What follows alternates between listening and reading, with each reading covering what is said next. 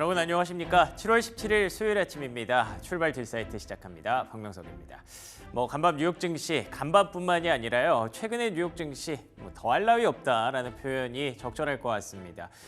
잠깐 좀 나스닥이 쉬어가고요. 엔비디아 조금 조정받고 있는 건 안타까운 부분이지만 이외에 다른 종목들이 해줘야 될 때 잘해줍니다. 특히 최근에 러셀 2000의 급등과 함께 다우지수까지 오늘은 1% 넘게 상승하면서 사상 최고치를 경신하는 모습이었는데요. 이가 안 되면 잇몸으로 계속 이렇게 앞서거니 뒤서거니 하면서 랠리를 달려가고 있는 뉴욕 증시 브리핑 뉴욕으로 한번 정리해 보시죠. 자, 간밤 뉴욕 증시 마감 상황 지수부터 보겠습니다. 말씀드린 대로 다우 지수가 2% 가까이 급등했습니다. 1.85%의 상승. 최근에 4만 선을 넘어섰다라는 말씀드렸는데 4만 선 넘어서니까 4만 1000까지 그냥 바로 직행을 하네요. 물론 다우 지수의 상승에서 나스닥과 S&P 500이 조금 소외받는 모습은 아쉬운 부분이긴 합니다. 나스닥이 강보합 그리고 S&P 500이 0.6% 상승인데요. 그래도 앞서 말씀드린 것처럼 희망적인 부분, 좋은 부분을 봐야죠. 나스닥과 S&P 500이 부진할 때 다우까지 같이 빠지면 그건 문제가 되겠지만 그래도 이렇게 앞서거니 뒤서거니 티키타카라고 하죠. 이런 뒷받침을 해주는 섹터와 종목들이 있다는 게 저는 조금 더 긍정적인 부분으로 보이고요. 그리고 러셀 2000 이제는 여기 칸 하나 더 만들어야 될 것 같아요. 러셀 2000이 무려 3% 넘게 오늘도 추가 급등했습니다.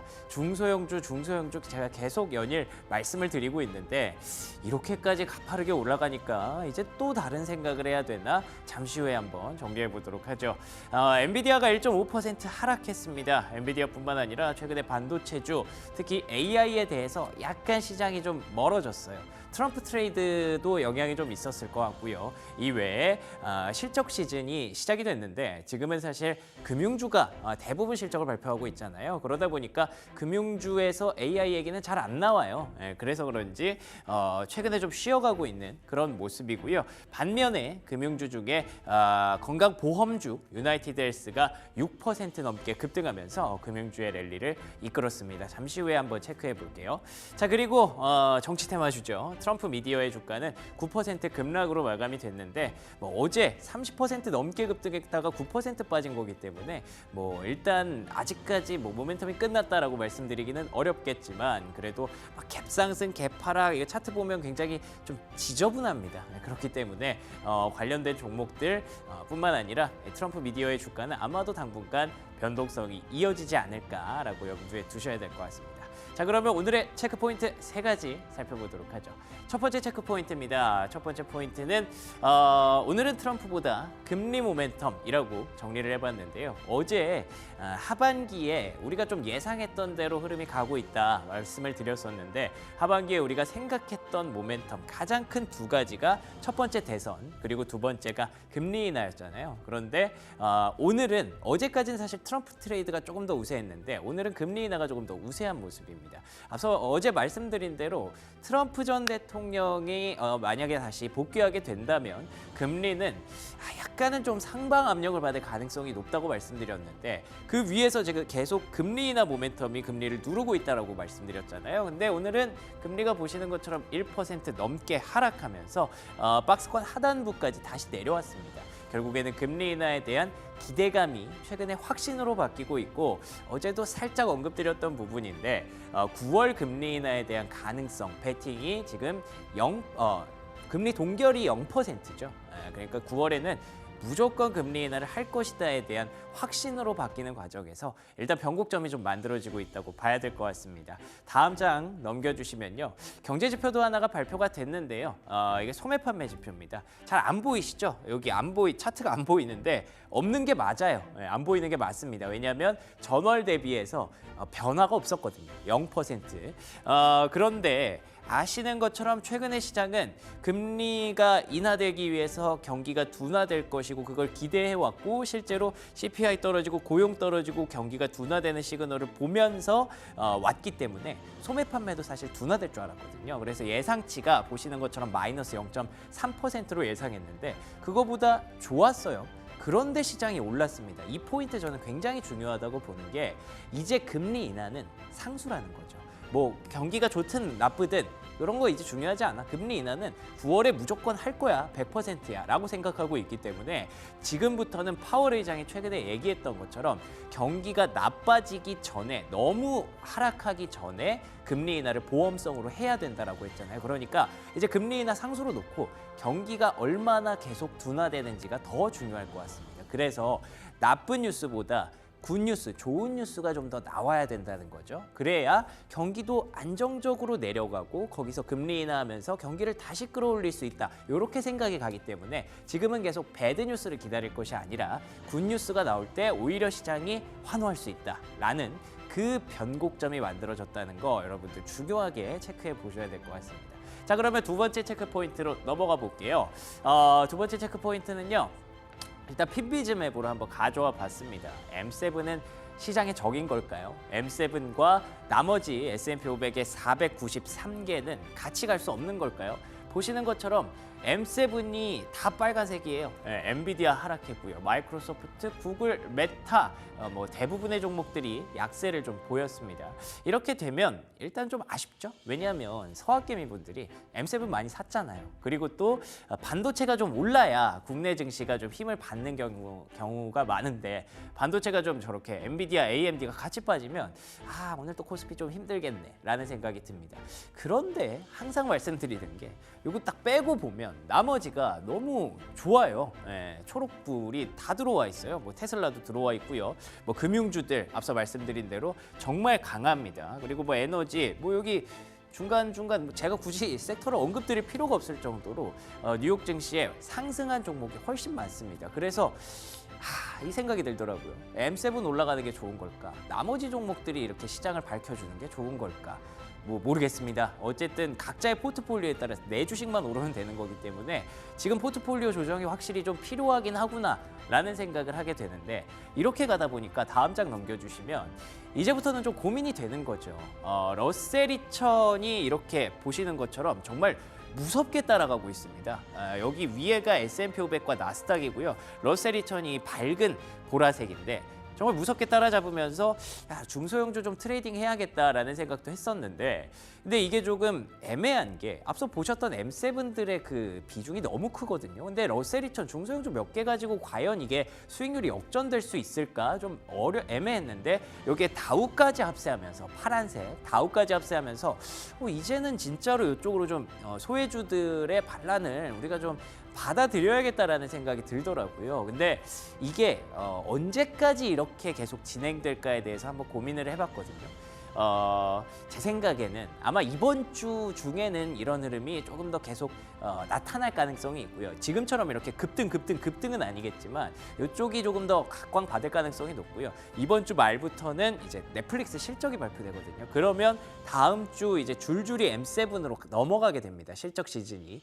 그러면 그때부터는 또 AI 얘기 그리고 M7 실적 얘기 이런 쪽으로 가면서 이쪽으로 다시 옮겨붙을 가능성이 있기 때문에 제가 봤을 때는 지금 나 중소형주 대형주 다 팔고 중소형주 사야 돼 이런 생각하기에는 약간 늦었으니까 조금만 더 기다려 보시면 실적 시즌 한번 노려보시는 것도 좋은 전략이 될 것 같습니다.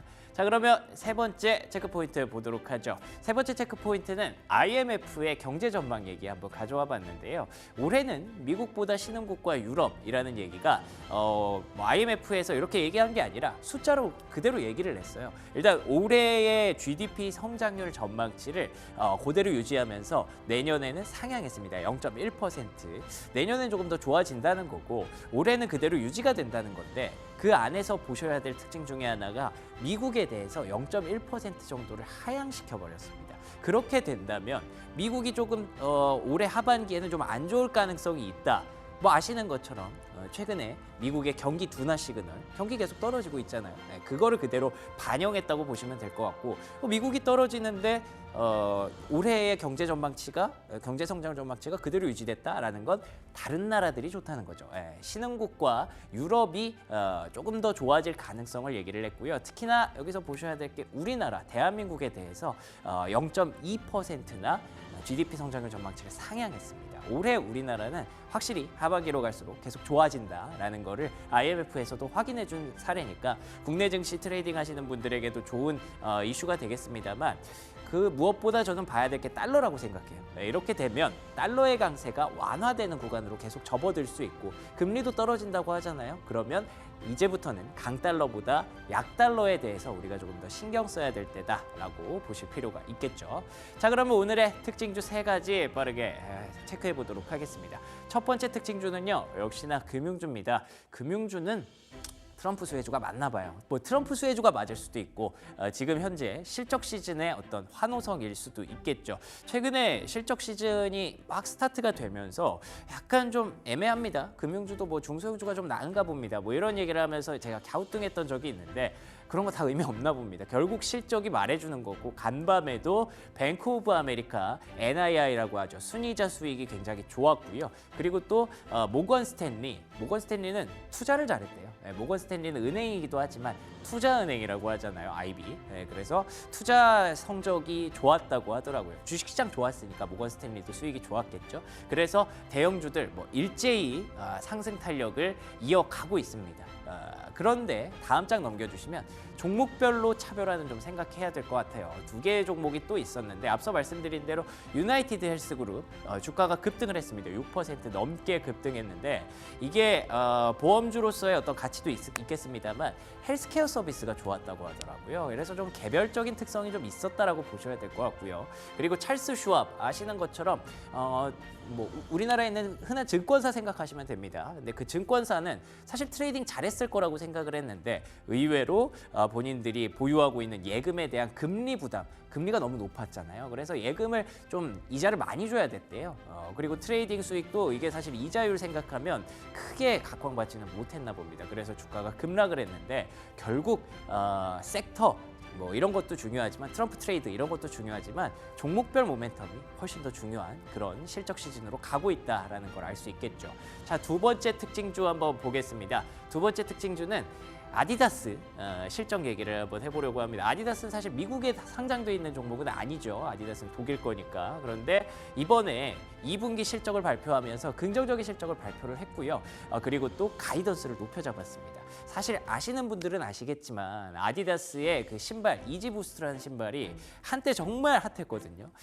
그 아티스트와 함께 이제 같이 가면서 그런데 최근에 그 이지 부스트 그 재고가 너무 많이 남아서 아디다스가 굉장히 골머리를 앓았었는데 그런 것들을 좀 해소하면서 할인을 해서 팔다가 그 할인율을 조금 더 높일 수 있었다고 합니다. 그러면서 재고도 해결하고 가격도 오르니까 실적도 좋았다. 그래서 가이던스까지 높여잡았다라고 하는데 여기서 볼만한 건 다음 종목이죠. 다음 장 넘겨주시면 나이키도 같이 주가가 따라 올랐습니다. 근데 이지부스트 얘기를 드렸다는 점에서 사실 아디다스랑 나이키는 좀 개별적인 이슈로 봐야 될 수도 있을 것 같아요. 그렇지만 아디다스도 최악의 순간을 겪고 나서 이제는 실적이 좋아지는 구간으로 들어왔잖아요. 나이키도 지금 안 좋다라고 하는데 아디다스도 했는데 나이키는 과연 못할까요? 그래서 나이키 최악이라고 할 때가 살 때인가? 라는 생각이 들어서 지금 현재 주가는 바닥에 있지만 그래도 한번 다시 좀 볼 때일 수도 있겠다라는 측면에서 나이키 한번 가져와 봤습니다. 자, 그리고 마지막 특징주 하나만 더 볼게요. 마지막 특징주는 쇼피파이라는 종목인데요. 쇼피파이 숍에다가 FY가 붙었죠. 그래서 인터넷 쇼핑몰 하시는 분들에게는 좀 친숙한 그런 기업일 수 있습니다. 홈페이지 만드는 거 그리고 또 거기서 쇼핑몰 작업하는 거 뭐 여러 가지로 많이 도움을 주는 그런 플랫폼 업체라고 보시면 되겠는데 뱅크 오브 아메리카에서 중요한 전환점을 맞이했다라고 얘기를 하더라고요. 이 중요한 전환점이 지금부터는 이제 실적이 조금 더 증가하는 시기에 들어갈 것이다. 보시는 것처럼 주가 안 좋았거든요. 주가 안 좋았던 건 금리에 대한 부담감도 있었고 결국에는 이것도 플랫폼이잖아요. 플랫폼이라는 점에서 쇼피파이가 조금 부담감을 느꼈었는데 최근에 금리나 모멘텀과 함께 쇼피파이를 좀 볼만한 그런 종목이 되고 있는 것 같아서 국내에서도 관련주들 잘 살펴보셔야 될 것 같고요. 금리 인하 수혜주로 플랫폼 섹터 이제는 좀 주의 깊게 봐야 될 것 같습니다. 여기까지 브리핑 뉴욕이었고요. 조은조 캐스터와 함께 시황 브리핑 함께 하시죠. 간밤 글로벌 시장 살펴보도록 하겠습니다. 먼저 원달러 환율 보시면요. 전 거래일 대비 0.2원 내린 1,385원에 거래 마쳤습니다. 어제 변동성이 조금 있었던 하루였는데요. 미국 6월 소매 판매 발표 전에는 1,382원까지 떨어졌다가 발표 직후에 급등한 모습이었습니다. 이 소매 판매 지표가 감소세를 나타낼 거다라는 시장의 예상을 깨고 보합 수준을 유지했는데요. 이에 따라 원달러 환율도 장중에 상승세로 전환했습니다. 국채금리도 함께 살펴보도록 하겠습니다. 트럼프 전 대통령의 당선 가능성이 높아지면은 국채금리의 상방 압력이 가중되고요. 또 미국 파월 연준 의장이 금리 인하가 머지 않았음을 시사하는 점은 또 국채금리의 하방 압력으로 작용하고 있습니다. 이렇게 서로 다른 방향으로 가리키는 이 두 가지 중대 이슈 속에서 미국 10년물 국채금리는 4개월 만에 최저치를 기록했는데요. 7월 들어오면서 10년물 국채금리보다 2년물 국채금리가 더 빠르게 하락하고 있는 모습입니다. 이로 인해 러셀 2000 기업의 부채 부담 비용이 낮아지고 있고요. 수익성 추세가 개선될 거다라는 가능성 높아졌습니다. 이어서 원유도 한번 살펴보시겠습니다. 중국의 GDP 성장률이 시장 예상치를 하회함에 따라서 세계 최대 원유 수입국인 중국 성장의 둔화가 이 국제유가 1% 넘게 하락하게 만들었는데요. 3일 연속 하락 마감하면서 79달러 선까지 내려왔습니다. 이어서 원자재 시황도 한번 살펴보도록 하겠습니다. 국제 금값은 사상 최고 수준으로 올랐습니다. 이 금값은 인플레이션에 대한 기대가 높아지거나 금리가 낮아지면 상승하는 경향이 있는데요. 국채 금리가 뚝 떨어진 상태에서 이 국제 금값은 올랐고요. 은도 함께 상승했습니다. 구리값은 중국 경제 부진 속에서 유가와 함께 고개를 숙인 모습입니다. 이렇게 간밤 글로벌 시장 살펴보았습니다. 이어서 프리미엄 미국 주식 시작하겠습니다.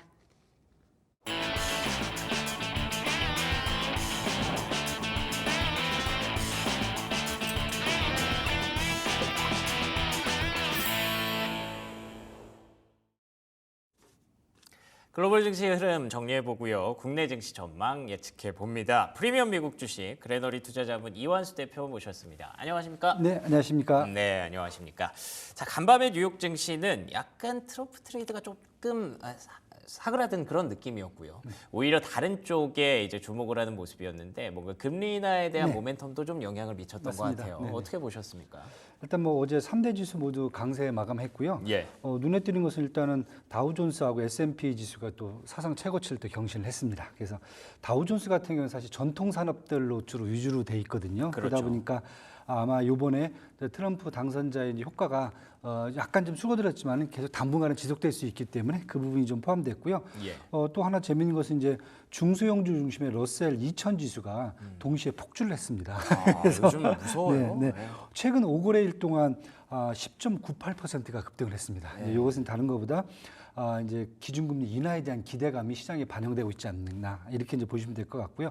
어제 뭐 대부분 업종이 상승했으나 IT 주들만 좀 혼주세를 보였고요.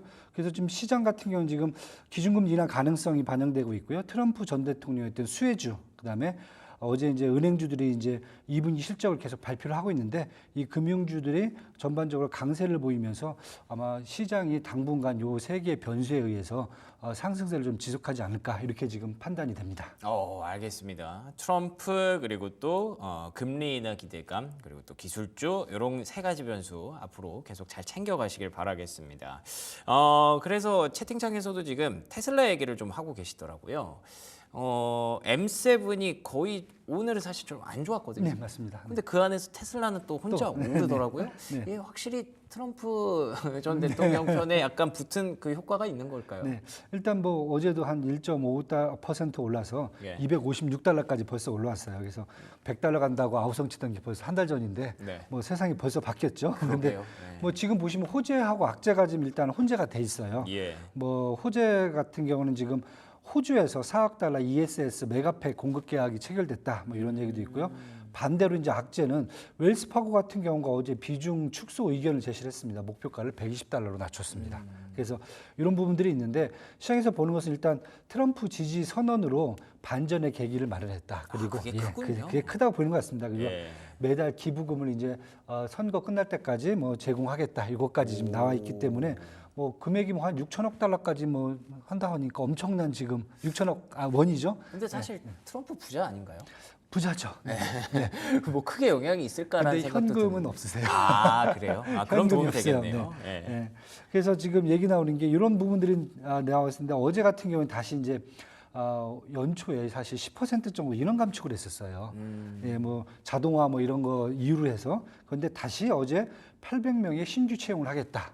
오, 예, 그래요? 그다음에 인공지능과 로봇공학이죠. 특히 옵티머스를 만들고 있잖아요. 여기다가 에너지 등 미래 기술 분야에 투자를 위해서 신규 인력이 필요하다 이런 부분들을 강조하면서 결국 이제 테슬라가 전기차에서 매일 얘기하는 그 자율주행 테크 회사로 발돋움을 하겠다라는 것이 이제 현실화되는 게 아니냐. 예. 이런 전망까지 좀 합쳐지는 것 같습니다. 그래서 테슬라는 일단 전망이 지금 당장의 실적보다는 앞으로의 전망이 조금 더 시장을 이 지수를 끌고 간다 이렇게 보셔야 될 것 같아요. 지금. 그러게요. 테슬라가 굉장히 좀 좋은 모습들이 많이 부각이 되네요. 일단 메가팩 이 얘기해 주셨는데 이게 이제 지난 2분기 인도량 발표 때 공개됐던 ESS와 관련된 맞습니다. 그런 모멘텀이잖아요. 메가팩이 잘 팔리는 거 보면 앞으로 진짜 ESS가 전기차의 어떤 하락분을 좀 메꿔주겠다라는 기대감이 좀 가능할 것 같고요. 그리고 트럼프 트레이드의 어떤 주인공이 되고 있는 듯한 그런 느낌입니다. 그런데다가 이제 인력을 좀 줄이더니 그걸 또 필요한 쪽에다가 더 추가를 했어요. 충원을 한다는 걸 보면 정말 테슬라가 어느 정도 주식 시장에서 원하는 그런 그림을 그렇죠. 만들어주고 있는 것 같아서 앞으로도 계속 주목해봐야 될 종목임에 틀림없는 것 같습니다. M7 중에 그리고 조금 선전했던 기업이라고 해야 될까요? 애플도 좀 괜찮았거든요. 애플은 어떻게 보십니까? 네, 애플도 사실 테슬라와 같은 상황입니다. 왜냐하면 악재하고 이제 악재가 지금 많죠. 왜냐하면 중국에서 매출 감소라든지 예. 아니면은 AI에 대한 그 진척이 좀 더디다. 거기다가 유럽 연합과 미국 정부로부터 이제 소송을 당한 이런 상태가 돼 있는데 지금 시장에서 나온 얘기는 테슬라와 마찬가지로 향후에 이제 전망을 좀 더 좀 좋게 보는 것 같습니다. 가장 큰 게 AI 플랫폼을 지금 지속적으로 구축하고 있기 때문에 인프라 기반을 확보하는 데 문제가 없을 거다. 두 번째는 이제 새로운 기기들, 특히 이제 폴더블 폰 지금 예상돼 있고요. 예. 그다음에 삼성전자가 먼저 이제 스마트 링을 출시를 했지만은 하반기 내에 또 스마트 링이 나올 거다. 이렇게 지금 돼 있기 때문에 전반적으로 지금 애플 같은 경우에는 인프라를 또는 제품들을 계속 지금 개발하면서 곧 출시가 될 수 있는 기대감들이 크기 때문에 이런 부분들이 지금 반영을 되면서 아마 시가총액 1위를 넘어서 다시 이제 되찾은 이후에 주가가 좀 안정화 이제 포지션으로 가는 그런 상태가 아닌가 이렇게 지금 볼 수 있을 것 같고요. 어제 같은 경우에 모건 스탠리가 그래서 이러한 분석을 기준으로 해서 목표 주가를 한 270달러까지 올렸습니다. 그래서 현재로 봐서 한 20%더 이상 추가 상승 여지가 있다 이렇게 보시면 될 것 같습니다. 알겠습니다. 뭐 하반기라고 해서 저는 뭔가 크게 달라질까라는 생각을 했었는데 최근의 흐름을 보면 맨날 엔비디아 얘기하고 뭐 마이크로소프트 얘기하고 반도체 얘기하다가 확실히 테슬라, 애플 얘기가 많아진 것 같아요. 맞습니다. 하반기 들어와서 확실히 좀 뭔가 시장의 변곡점이 만들어진 것 같다는 느낌이 강하게 드는 그런 내용들이었습니다. 자, 그리고 실적 시즌으로 한번 가볼까요? 금융주들의 실적 시즌이 계속 이어지고 있는데 간밤에 대형 금융주들 주가 괜찮았더라고요. 네. 뭐 뱅크 오브 아메리카가 사실 어제 한 5% 넘게 올랐거든요. 맞습니다. 네, 실적은 뭐 2분기 실적은 매출 한 69억 달러 나왔고요. EPS가 한 0.83달러 정도 나왔는데 요 정도면 사실 2022년 말 최고치 수준에 접근했다. 그러니까 많이 회복이 됐다라고 이제 보시면 될 것 같고요. 가장 중요한 게 이제 높은 금리로 순 이자 마진이 증가했고 그다음에 대손 충당금을 미리 확대를 해놨다 이렇게 지금 되고 있는데. 사실 이러한 이제 매출적인 측면에서 그렇게 아주 눈에 띄지는 않거든요. 그러나 중요한 것은 이제 가이던스가 좀 긍정적으로 많이 나왔다. 다른 것보다 이제 만약에 트럼프 대통령의 대선 그 재선 가능성이 높아질수록 아마 미국이 인플레이션이 더 커질 수 있다. 뭐 이미 어제 뭐 말씀을 드렸어요. 그렇죠. 그다음에 그거에 따라서 아마 미국이 이제 금리가 시장 금리가 높게 유지가 될 수 있다. 그렇게 된다고 보면은 은행주들 입장에서는 순 이자 마진이 이렇게 크게 떨어질 그러한 그 전망이 보이지 않기 때문에 상대적으로 지금 은행주들 같은 경우에는 특히 대형 은행주들이죠. 아마 트럼프 수혜주로서 역할이 당분간 지속되지 않겠느냐 이렇게 지금 보여집니다. 알겠습니다. 이 외에 좀 특징주 중에 하나가 유나이티드 헬스라는 종목이 주가 급등을 했었고요. 찰스 슈왑은 살짝 주가가 빠지는 모습이 있었는데 금융주도 사실 다 똑같은 금융주는 아닌가 봐요. 네, 은행주들 일단 위주로 보셔야 될 것 같고요. 찰스 슈왑 같이 이제 주로 트레이딩이라든지 아니면 예. 이제 자산 관리를 해주는 회사들 같은 경우에는 금리가 높은 상황에서는 사실 전반적으로 고객들의 어떤 이 거래라든지 아니면 자산 맡기는 이런 부분들이 크지가 않거든요. 그래서 매출이 좀 반대로 가고 있고 앞으로 고금리가 유지된다 그랬을 경우에 차수석 같은 경우에는 더 그 재무 구조가 좀 안 좋아질 수 있다. 그럴 수 예, 이렇게 지금 반대로 이제 트럼프의 어떠한 그 수혜주라기보다는 반대가 될 수 있죠. 그러네요. 네, 그렇게 이제 보시면 될 것 같고요. 유나이티드 헬스그룹 같은 경우는 사실 미국 뭐 유학 가신다든지 체류하신 분들은 이제 몸으로 느끼시는 기업이거든요. 네. 항상 이제 건강보험을 이제 체크를 하셔야 되니까. 그런데 어제 같은 경우 이제 실적도 뭐 전망치에 사실 부합한 정도로 나왔거든요. 예. 매출도 뭐 한 988억 정도가 나왔는데 중요한 것은 이제 가이던스예요. 왜냐하면 2026년부터 사실 인플레이션 감축법에 의해서 헬스케어에 대한 규제가 좀 들어갑니다. 약가도 규제가 들어가고요. 두 번째가 이제 건강보험료죠. 보험료에 대한 상한선을 제시를 지금 해주고 있거든요. 그런 규제가 지금 예정돼 있는데 트럼프 대통령이 전 대통령이 재선이 됐을 경우에는 인플레이션 감축법을 폐지하겠다고 얘기를 하고 있어요. 그렇죠. 그렇게 됐을 경우에는 사실 이제 제약주들 대형 제약주들이라든지 아니면 건강보험을 제공하는 회사들 입장에서는 규제가 될 만한 것들이 이제 사라지는 거거든요.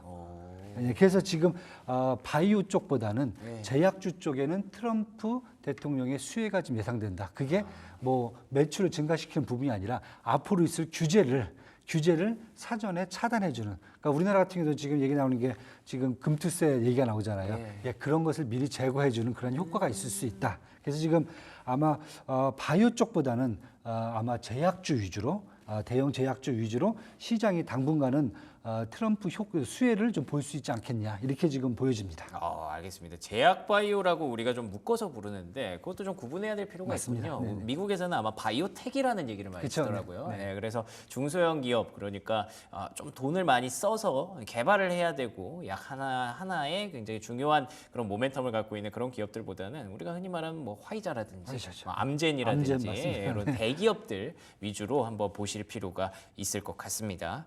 자, 그리고 이제 지표 하나만 살펴보겠습니다. 소매 판매 지표가 발표됐는데 저는 이게 조금 인상적이더라고요. 예상보다 좋았으면 원래는 시장이 조금 악재로 받아들이는 경우가 네, 많았는데 네. 이번에는 되게 긍정적으로 네, 보더라고요. 맞습니다. 네. 네.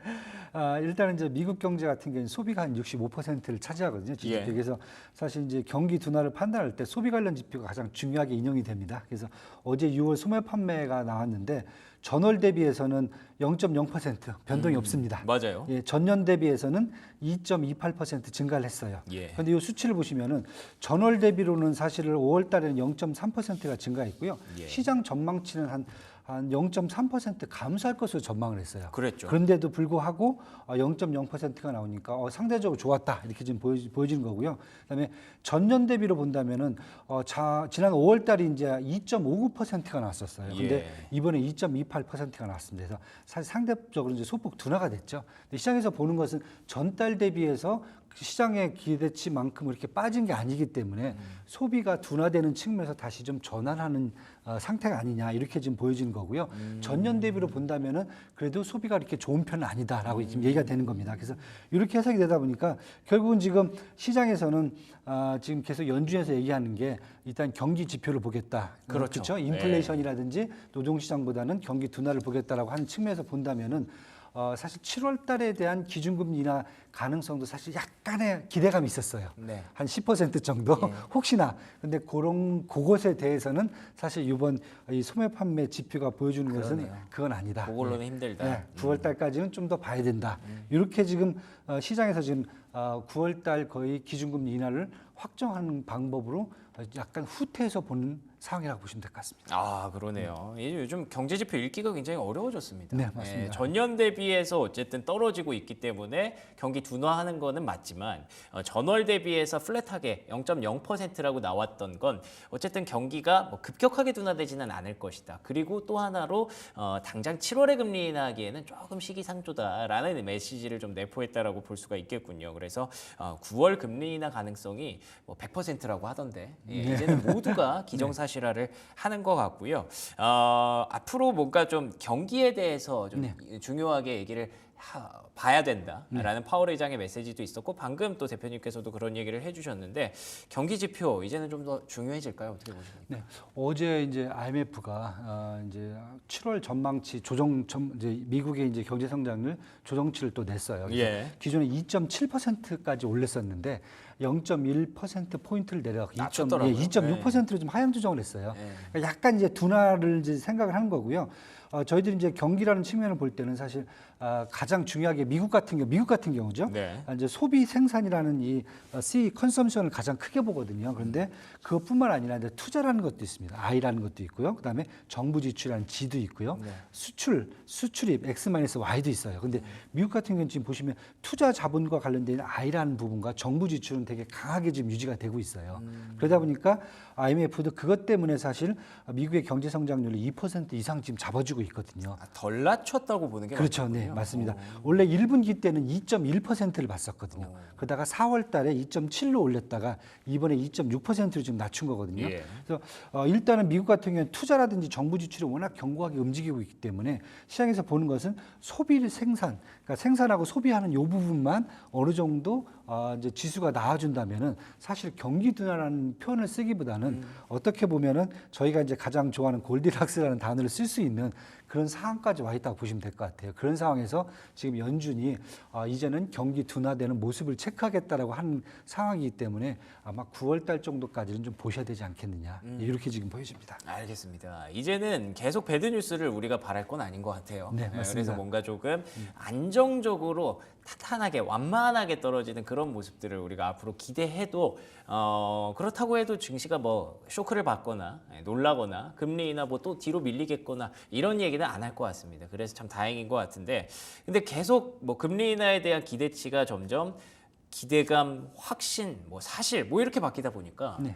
시장에 변곡점이 많이 만들어졌어요. 맞습니다. 특히나 최근에 보시다시피 뭐 중소형주의 네. 급등세 이런 것들 보면서 사실 국내 그 투자자분들 서학개미 분들은 거의 다 M7 보유하고 계시거든요. 그렇죠. 네, 맞습니다. 약간 좀 옮겨가야 될까 이런 고민하실 것 같은데 어떻게 보십니까? 저는 굳이 그럴 필요는 없다. 그래요? 미국 시장 같은 경우에 사실 국내하고는 좀 틀리거든요. 그렇죠. 예, 미국 시장 같은 경우는 제가 항상 말씀드리지만은 글로벌에서 유동성이 계속 들어오기 때문에 대형주, 뭐 중형주, 소형주별로 따로따로 시장이 다 구분되어 있다고 저는 판단을 하거든요. 예.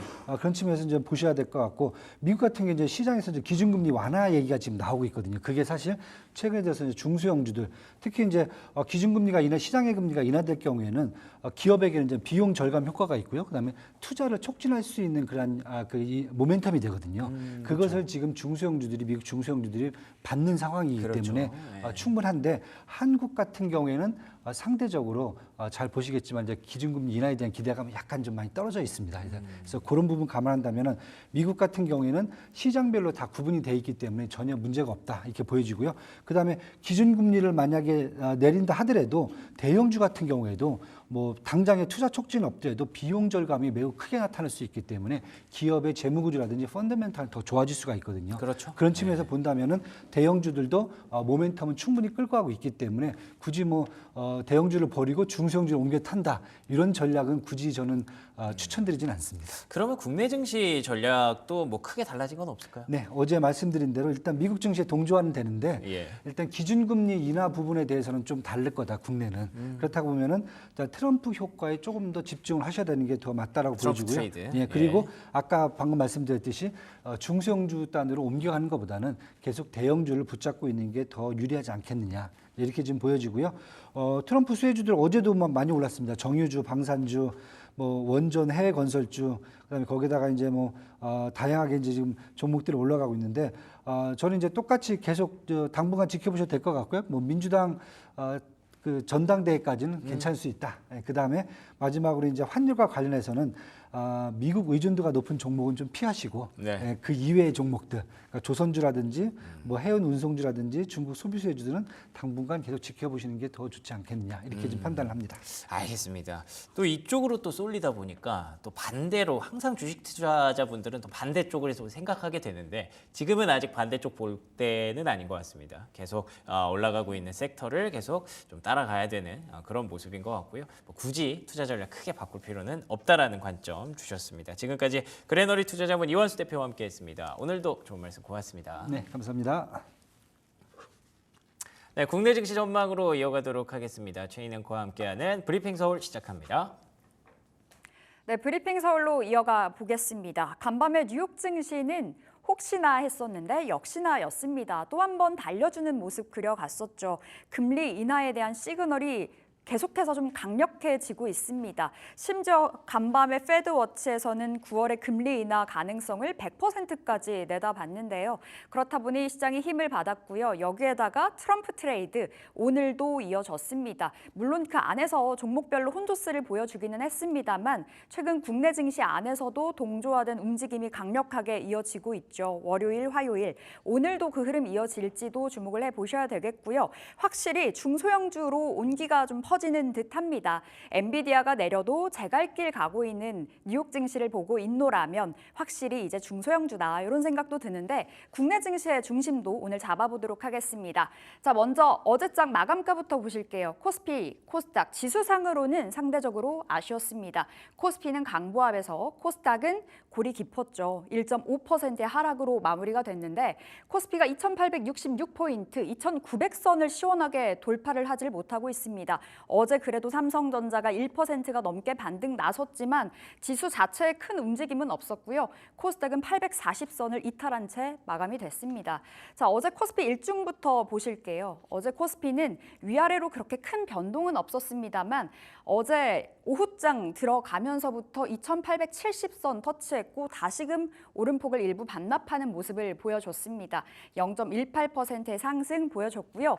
코스닥이 개장 직후부터 골 깊게 내려갔는데요. 코스닥은 837포인트, 10시 반경에 저점 테스트도 나서는 모습이었습니다. 확실히 어제 2차 전지주들의 약세가 코스닥의 하방 압력을 제대로 부추겼는데 에코프로, BM, LNF 그리고 코스피에 속해 있는 LG 에너지 솔루션까지 일제히 내리막길을 계속 걸어갔습니다. 트럼프 피해주로서 IRA, 그러니까 인플레 감축법이 폐지될 수도 있다라는 우려감에 급락 보여주면서 코스닥도 덩달아서 낙폭을 확대했고요. 전거래일 대비 1.5%의 하락으로 마감이 됐습니다. 자, 수급 보실게요. 유가증권 시장 안에서 어제는 외국인 기관, 메이저 주체들의 사자가 보여졌습니다. 외국인들이 3거래일 만에 컴백을 해줬고요. 1,900억 원 가까운 순매수, 기관이 960억 원의 매수 이어가는 모습이었습니다. 어제 외국인들 전기전자, 운수장비 중심으로 담아갔다는 부분 챙겨지고 있고요. 개인은 3천억 원 가까이 물량을 던져냈습니다. 자, 코스닥의 수급도 보도록 하겠습니다. 코스닥은 반대로 움직였죠. 개인 나홀로 매수세, 저점 매수세 유입이 되는 모양새였었고요. 외인과 기관의 동반 팔자로 계속해서 시장에 압력을 부추기는 모습이었습니다. 자, 이렇게 전일 마감 시황 챙겨봤고요. 이어서 조은중 캐스터와 함께하겠습니다. 어제 외국인과 기관이 코스피에서 어떤 종목 사들였는지 국내 증시 수급의 향방 살펴보도록 하겠습니다. 외국인 투자자 삼성전자 가장 많이 사들였습니다. 어제 대만 언론에서 전해진 소식이죠. 삼성전자 엔비디아 퀄테스트 통과가 임박했다라는 소식 전해지면서 삼성전자 올해 안에 HBM3 양산 이루어질 것이다라는 전망이 나왔는데요. 이에 더해 대만 반도체 설계 기업인 미디어텍과 업계 최고 속도인 D램의 동작 검증에 성공했습니다. 지난 13년간 모바일 D램 시장에서 삼성전자 1위를 차지하고 있는데 어제 이렇게 외국인과 기관 모두 1등으로 담으면서 1위에 자리했습니다.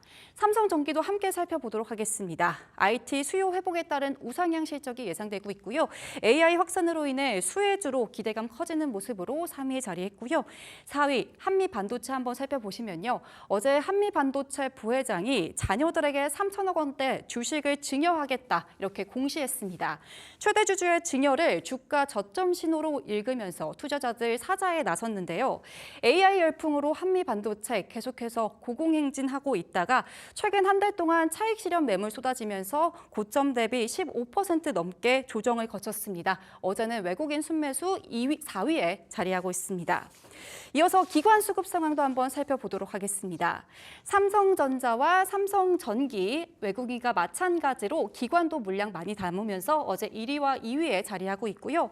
삼성물산 한번 살펴보시면요. 삼성물산 건설 부문에서 안정적인 실적이 지속될 것이다라는 예상 나오고 있습니다. 또한 부산 사직 2구역에 재개발 사업을 단독 입찰했다는 소식 전해지고 있는데요. 이렇게 수주가 국내외로 고르게 분포되고 있는 데다가 주택 사업도 재개발, 재건축 위주로 이루어지고 있어서 리스크가 적은 모습이고요. 마지막에 한전기술 살펴보시면 어제 2% 넘게 급락했습니다. 하지만 체코 원전 수주에 대한 기대감으로 최근에 주가 계속해서 상승하고 있고요. 오늘 체코 원전 우선 협상 대상자가 오늘로 발표 예정되어 있습니다. 어떤 결과가 나올지 또 결과에 따라서 어떤 전략 세워야 할지 출발 딜사이트와 계속해서 함께 하시길 바랍니다. 네, 금리 인하 기대감이 커져가고 있습니다. 뉴욕 증시는 이렇게 잘 가는데 상대적으로 국내 증시의 그 반응들이 좀 아쉽습니다. 섭섭한 국내 증시 어떻게 좀 들여다봐야 될지 오늘 AJ 인베스트먼트 이재규 대표 함께 할게요. 어서 오세요.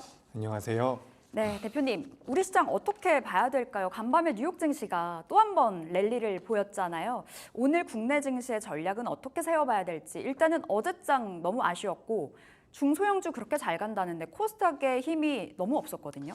네, 근데 우리가 여기서 좀 생각해 볼 부분은 지금 미국에서 러셀 지수가 많이 올라가면서 우리나라 중소형주들도 많이 갈 것이다. 뭐 이런 분석들이 있는데 사실 외국인들 입장에서 봤을 땐 우리나라 코스피도 중소형주가 아닐까라는 생각이 들고 있습니다. 그렇기 때문에 우리나라 코스닥이 약세를 보인 것은 맞지만 코스피까지 우리가 파악을 해본다라고 한다면 그렇게까지 약하진 않았다라는 말씀을 좀 드리고 싶습니다. 다만 우리가 지수 기준으로 봤을 때 코스닥 같은 경우는 시가총액 상위 종목군들의 뭐 2차 전지라든지 제약바이오가 많이 포진이 되어 있는데 어제 같은 경우는 2차 전지 관련 종목군들의 낙폭이 좀 크게 나왔죠. 그렇기 때문에 코스닥 지수가 많이 조정을 받았다라는 말씀을 드리고 싶고요. 우리가 주말 동안 트럼프가 피격을 당하면서 이번 주 들어오면서 관망세가 굉장히 좀 짙어진 모양새를 계속해서 보이고 있습니다. 그 명분은 실제로 이제 거래 대금이 많이 줄어들었다라는 거거든요. 그렇기 때문에 우리나라 시장에 대한 주식에 대한 관심도가 좀 줄어들었다라는 말씀을 드리고 싶고요. 이런 흐름은 당분간 좀 지속될 수도 있다라고 생각을 하고 있습니다.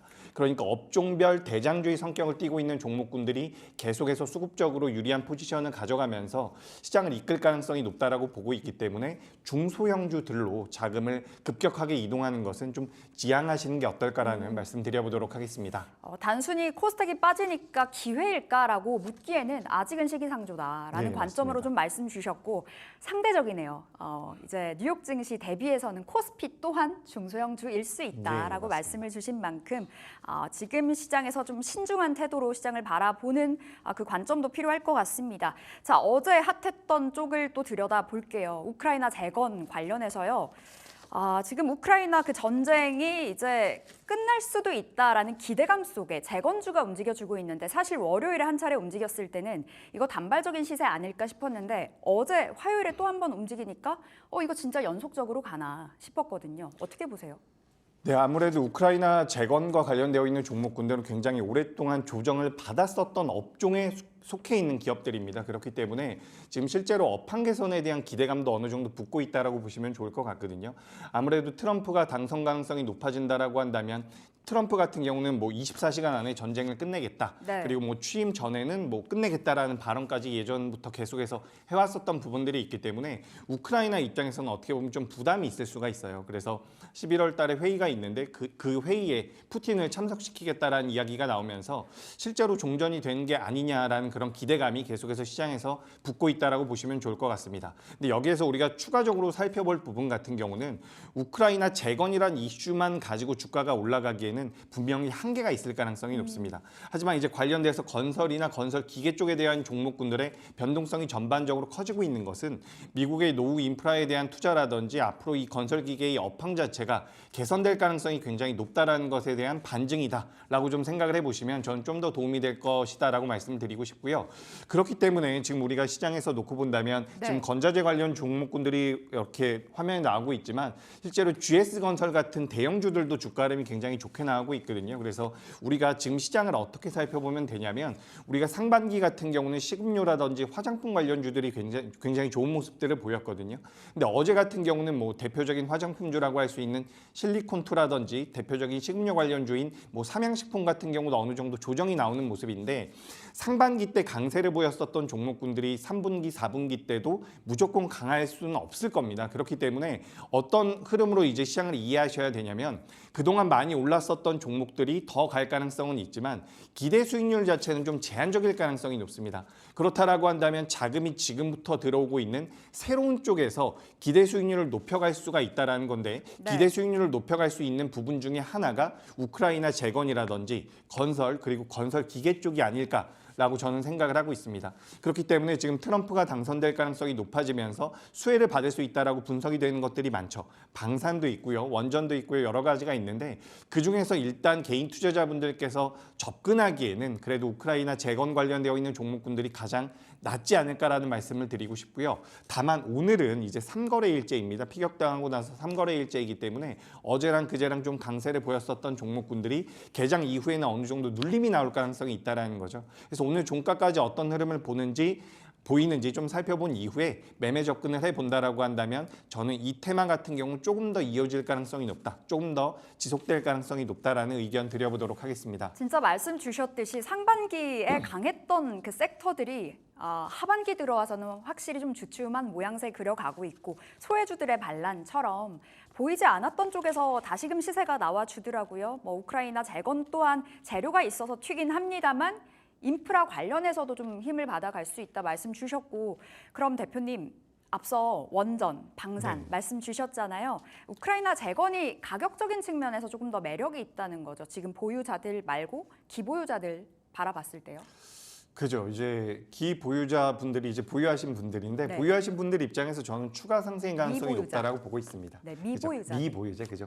SY 스틸텍같이 이렇게 많이 올라온 기업들 말고요. 좀 규모가 큰 기업들 중에서 실제로 수혜를 받을 수 있는 기업들이 좀 있습니다. 그런 기업들이 저는 좀 더 매력적이지 않을까라고 생각을 하고 있고요. 저도 이제 방산과 원전 쪽은 전반적으로 좋게 보고 있습니다. 네. 방산 같은 경우는 다만 조금 제가 리스크 관리가 필요하다라고 느끼고 있는 부분은 그래도 작년부터 올해까지 방산주들은 많이 올라왔거든요.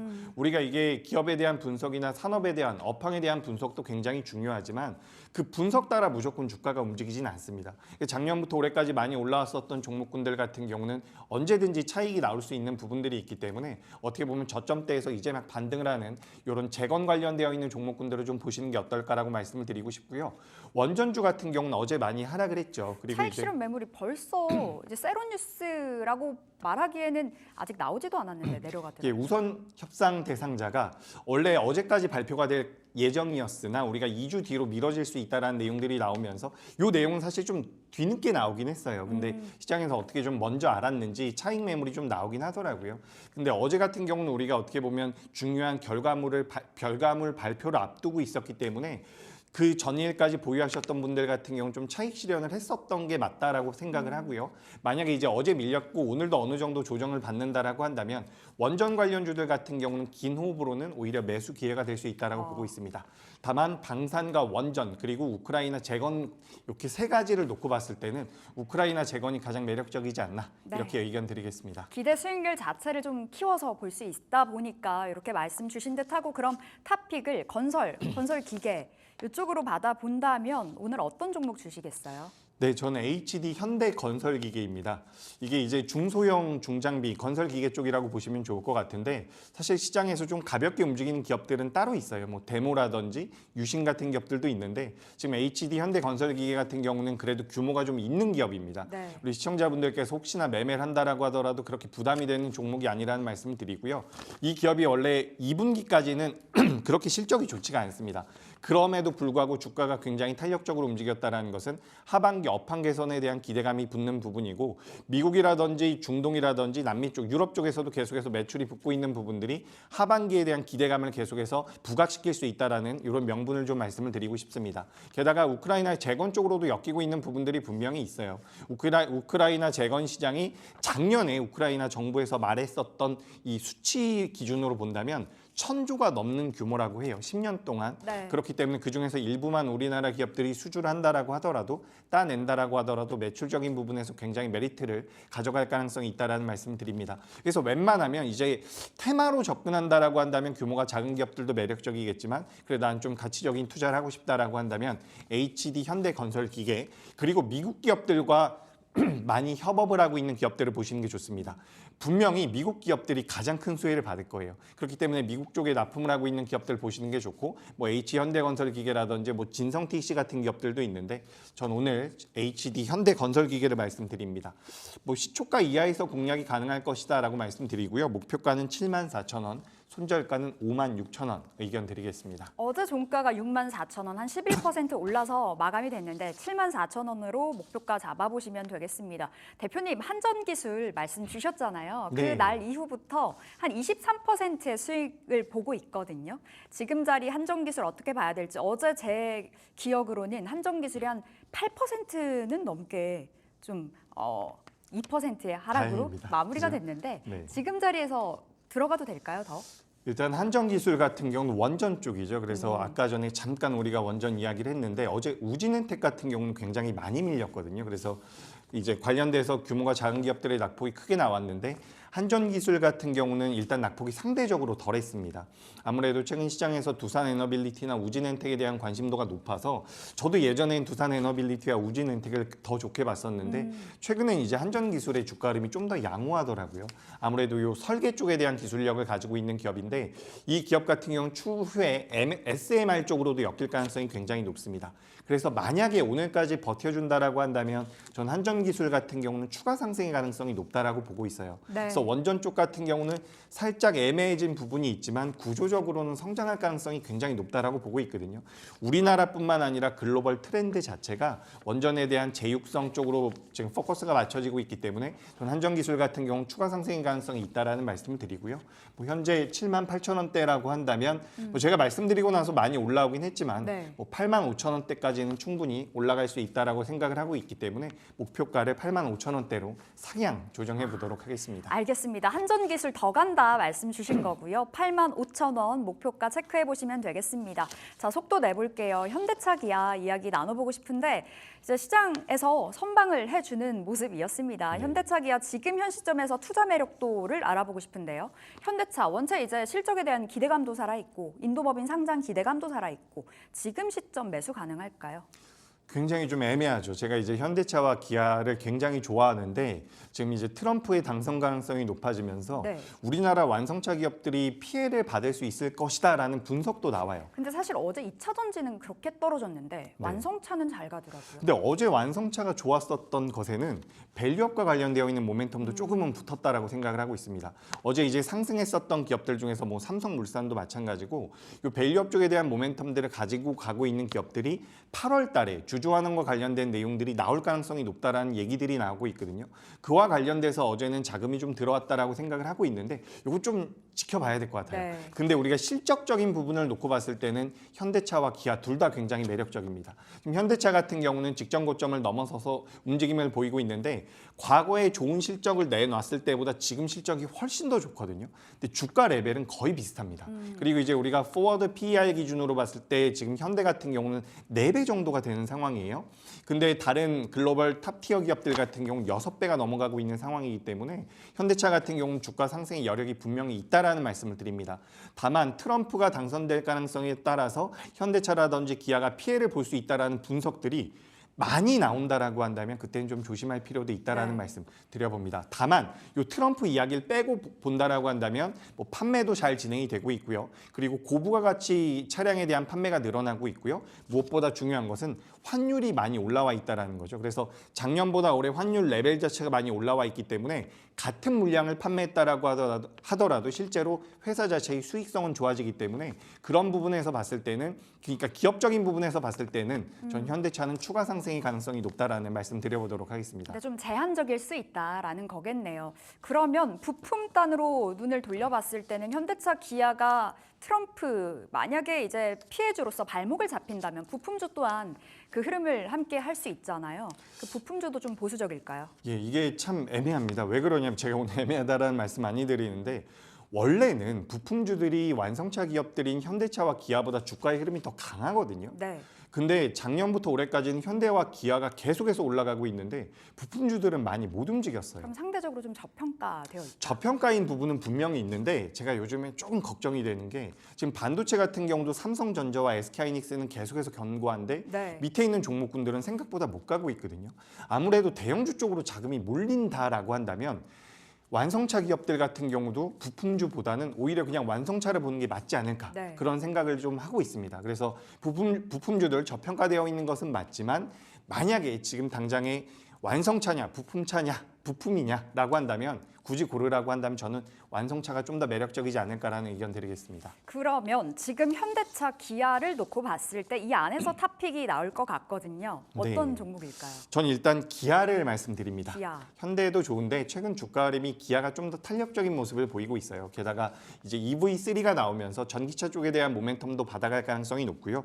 그리고 우호적인 그런 환율이 계속해서 유지가 된다라고 한다면 현대차와 기아 둘 다 좋은데 덩치 기준으로 봤을 때 기아가 좀 더 탄력적인 모습을 보이지 않을까 이렇게 좀 생각을 하고 있습니다. 물론 시가총액은 비슷해요. 하지만 이제 형보다 나은 아우 없다라고 하는데 이번엔 기아가 좀 더 탄력적인 모습을 보이지 않을까라고 저는 생각을 하고 있습니다. 그리고 하반기에는 우리가 목적 기반 모빌리티라고 해서 PBV라고 하는 차량이 나오게 되거든요. 출시를 처음으로 하게 되는데 이 부분이 이제 기아라는 기업에 대해서 밸류업을 줄 수 있는 메리트를 좀 부여하지 않을까라고 생각을 하고 있습니다. 그래서 기아 같은 경우는 주가가 변동성이 나온다라고 한다면 목표가는 14만 원, 손절가는 11만 원으로 의견 드리겠습니다. 알겠습니다. 기아가 탑픽이었습니다. 목표가 14만 원으로 손절가 11만 원 체크해 보시기 바라겠습니다. AJ 인베스트먼트 이재규 대표 함께했습니다. 말씀 고맙습니다.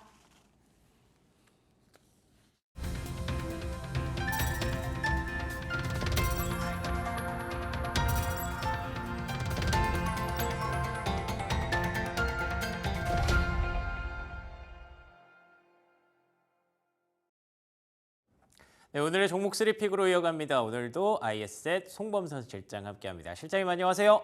네, 안녕하세요. 송범선입니다. 네, 반갑습니다. 오늘은 어떤 종목일까요? 네, 오늘은 금강공업 가져왔습니다. 금강공업. 뭐 이게 혹시 뭐 재건 모멘텀인가요? 어떤 모멘텀에서 가져오셨을까요? 네, 재건 모멘텀이 맞습니다. 그래서 지금 우크라이나 재건 관련된 이슈로 크게 주목을 받고 있고 일단은 어제 상황 다시 한번 좀 짚어보시면은 트럼프 피격 사건으로 이 트럼프 지지자들이 결집을 했고 그리고 트럼프 후보의 당선 가능성이 높아지면서 제가 어제 이제 아침에 추천드렸던 이 트럼프 수혜주인 한화 시스템, 이 한화 시스템이 시초가 0.67% 상승으로 시작을 했거든요. 자, 그런데 장중에 플러스 7% 넘게 7.35% 가는 등의 이런 강한 모멘텀을 보여줬습니다. 그래서 어제 확실히 관련된 이런 방산주들 흐름 그리고 트럼프의 수혜주 관련된 흐름들이 강한 모습이 나타났다라는 점인데요. 자, 중요한 거는 이제 방산주가 올라갔고 방산주 외에도 또 트럼프 관련 수혜주가 있었습니다. 뭐냐면은 건설이죠, 건설. 왜냐하면은 이 트럼프가 예전부터 우크라이나 전쟁을 종식시키겠다라고 지속적으로 언급을 해왔습니다. 그에 따라서 이렇게 움직였다 이렇게 보시면 되겠고 우크라이나 재건 관련해서 건설주가 일제히 상승한 가운데 다양한 건설주들 뭐 GS건설도 그렇고 뭐 삼부토건 등등 많은 종목들이 상승 흐름을 나타냈습니다. 자, 그중에서도 금강공업을 저는 좀 주목을 해보겠는데요. 금강공업 같은 경우는 어제 큰 상승 흐름이 나타나지 않았었던 부분이고 지금 건설 관련해서 상당히 입지가 있는 회사입니다. 자, 그래서 보시면은 배관과 건설용 가설 자재 이런 것들을 종합적으로 만드는 회사가 바로 금강공업이다 이렇게 말씀드리고요. 이 전국적인 판매망을 통해서 유통점 적극 공략을 하고 있습니다. 그리고 금강공업이 이 조선 쪽에도 지금 납품을 합니다. 건설 자재라 그랬잖아요. 그리고 배관 같은 것들, 강관, 배관 이런 것들 조선 배에다가 큰 배에다가 들어가죠. 자, 그래서 기계 관련한 실수요 공급이 확대되고 있다라는 점을 우리가 볼 수 있겠고요. 그리고 주요 경쟁 우위 품목으로 아연 도금, 백관 제품 이런 것들 판매 확대를 위해서 도금 제품에 이 품질 향상 이런 것들이 있습니다. 그래서 금과 이제 아무튼 철이나 배관 이쪽으로는 금강공업이 상당히 잘하고 있는데 중요한 거는 건물의 철관이라던가 이런 점들 계속해서 해야 된다는 점이죠. 그래서 무너졌던 전쟁으로 무너졌던 잔해들 그런 것들을 다시 한번 끌어올리겠다라는 그런 의지가 좀 보여지고 있습니다. 자, 그래서 금강공업 오늘 좀 주목을 해보시면 좋을 것 같고 트럼프 관련된 이슈로 지금 잘 되고 있는 상황입니다. 자, 금강공업은요. 그리고 지금 여러 가지 자사주를 보유하고 있어요. 자사주가 8% 이상, 8.38% 보유하고 있어서 245만 주 가량 대량으로 보유하고 있습니다. 이거는 뭐냐면은 이 책임 경영이라고 보거든요. 자, 그래서 강한 자신감을 나타내고 있다 이렇게 판단을 하고 있습니다. 자, 그리고 꾸준한 수익성이 나온다는 점이 강점이죠. 지금 뭐 보시면은 매출이 2021년에 5,700억에서 2023년 8,500억 원대로 상당히 크게 좀 상승세가 나오고 있습니다. 그리고 영업이익이 2021년 259억에서 2023년 666억으로 큰 상승 흐름 나오고 당기순이익 역시 2021년 220억에서 2023년 448억으로 2배 이상이 올라갔다. 이렇게 보시면 되겠습니다. 상당히 좀 큰 이런 좋은 성장세가 지금 좋다 이렇게 보실 수가 있겠고요. 차트상의 흐름을 보셔도 사실 뭐 많이 빠졌어요. 많이 빠져 6,500원 선 최고점 3월에 6,500원 선에서 약세를 보였고 4,800원까지 빠졌다가 지금 다시 한번 5,100원대로 올라섭니다. 자, 이런 모습들이 상당히 추세 전환의 시그널이다. 이렇게 포착이 되어지고요.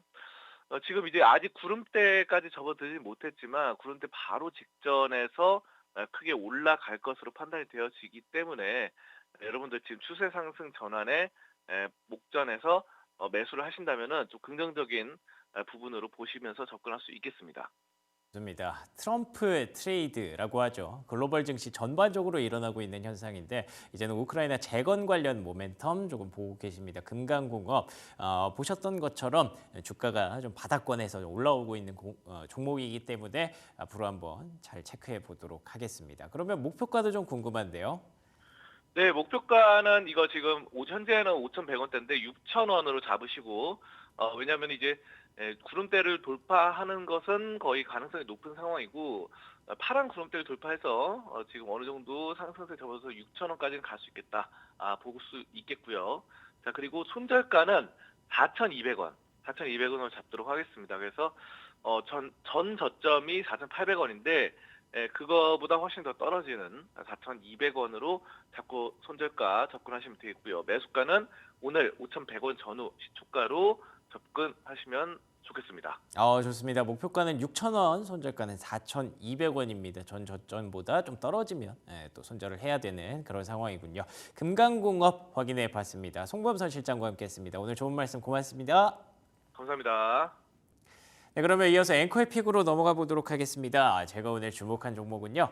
카페24 정해봤습니다. 아시는 것처럼 원스톱 솔루션 전문 업체죠. 쇼핑몰 만들 때 많이 좀 도움을 받는 그런 업체로 알려져 있고요. 국내 증시에 있는 여러 가지 플랫폼주 중에 하나로 알려져 있는데 간밤에 이제 뉴욕 증시에서 주목할 만한 종목 중에 저는 쇼피파이에 좀 주목을 했습니다. 쇼피파이가 뭐 흔히 말하는 사실 카페24가 이제 한국의 쇼피파이가 되겠다라고 표방하면서 나왔던 그런 종목이기 때문에 굉장히 사업 그 구조가 비슷하거든요. 그래서 쇼피파이가 이번 분기 실적부터는 좀 턴어라운드 될 것이다라는 월가의 전망이 있었고 그 흐름이 만약에 맞다면 카페24도 조금 유효한 그런 분위기를 이어갈 수 있지 않을까라는 기대감에 정리해봤고요. 하반기부터는 이제 유튜브 쇼핑 실적에 반영이 될 것으로 기대감이 되고 있기 때문에 하반기에 유튜브 쇼핑 반영되고 만약에 금리나 모멘텀까지 같이 가져가게 된다면 플랫폼주로서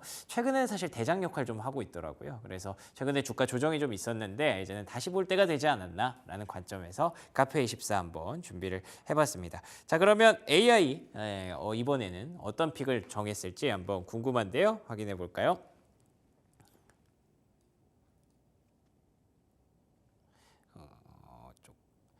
오늘 코스피에서 추천할 만한 종목 하나 알려줘.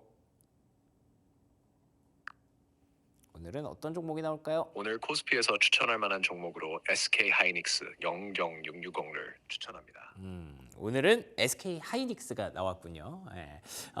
삼성전자 이외에 최근에 사실 SK 하이닉스가 좀 눌려 있다가 다시 올라오는 모습들이 있었는데 삼성전자를 많이 얘기하다가 다시 또 이제 쏠림을 받아들일 수 있는 종목으로 SK 하이닉스를 보고 있나 봅니다.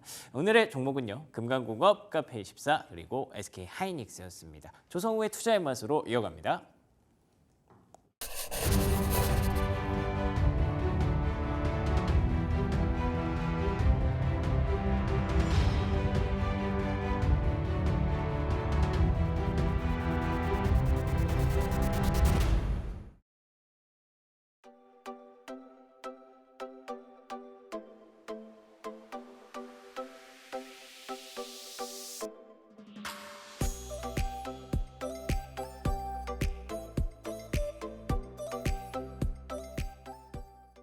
네, 조성우의 투자의 맛으로 함께하겠습니다. SK증권 영업부 PIB센터 조성우 부장 나오셨습니다. 어서 오세요. 안녕하세요. 네. 네, 부장님 어제 시장 어떻게 보셨나요? 사실 뉴욕 증시가 잘 갔다 보니 기대 속에 시장을 출발했지만 그렇진 못했던 것 같아요. 특히 코스닥에서 하방 압력이 강했고 트럼프 피해주들이 급락, 2차 전지들이 급락 나오면서 좀 지수 자체가 참 부침이 깊었는데 어떻게 보셨나요? 미국은 그 트럼프 이슈를 어쨌건 호재로 삼아서 계속 좋은 모습을 보이고 있는데 어제 우리 시장은 또 이게 돌연 기대감이 또 약간 우려로 바뀌는 그런 흐름이 어제 전개됐다고 볼 수 있어요. 일단 월요일에는 좀 트럼프 기대감 속에 이제 피해주와 수혜주를 활발하게 분류하는 이제 그런 움직임. 그래서 트럼프 수혜주로 우리가 뭘 해볼까 이런 뭐 기대감을 가졌죠. 그리고 어제 아침 출발을 했고 오전만 하더라도 좀 그런 연장선상인가 싶었는데 좀 시장이 좀 돌변하는 그런 모습이었는데